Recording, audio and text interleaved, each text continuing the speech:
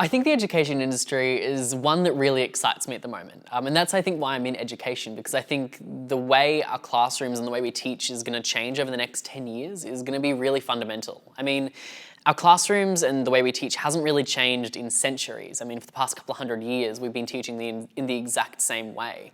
But what I think we're really starting to notice now is that the way we're teaching isn't necessarily preparing our young people as best we could be for the workforce of the future.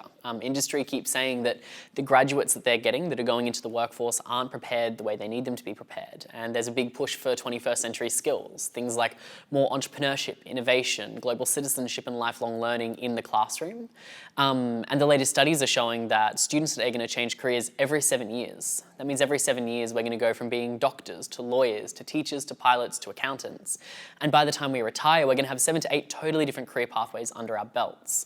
And I think because of that, the way we teach primary and high school students is going to need to fundamentally shift. I think as far as a few trends that really excite me is seeing over in Europe, they're starting to change the word teacher to facilitator. Instead of teaching you content, teachers are helping us facilitate our knowledge and facilitate our learning.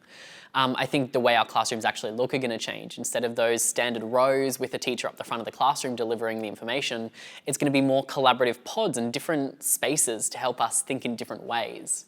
And I think the actual content itself, I think instead of having silos like English and math and science and history, we're going to have more project-based learning. So instead of going and spending 70 minutes in English, then 70 minutes in tech, then 70 minutes in HPE, we're going to be working on bigger projects that utilize skill sets across different curriculum areas. And I think that really excites me.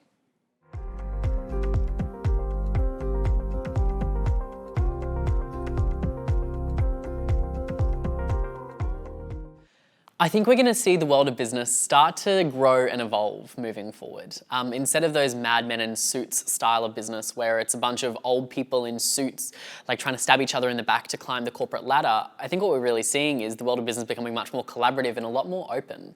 What I really love with the rise of technology is that you can be growing these global businesses from anywhere in the world. Up in regional Queensland, we have one of Australia's top data scientists who likes to live in regional Queensland for the lifestyle, but is also phenomenal at what they do. And we see more and more of that. People in remote locations or locations they've chosen for lifestyle, being able to run these global businesses through technology.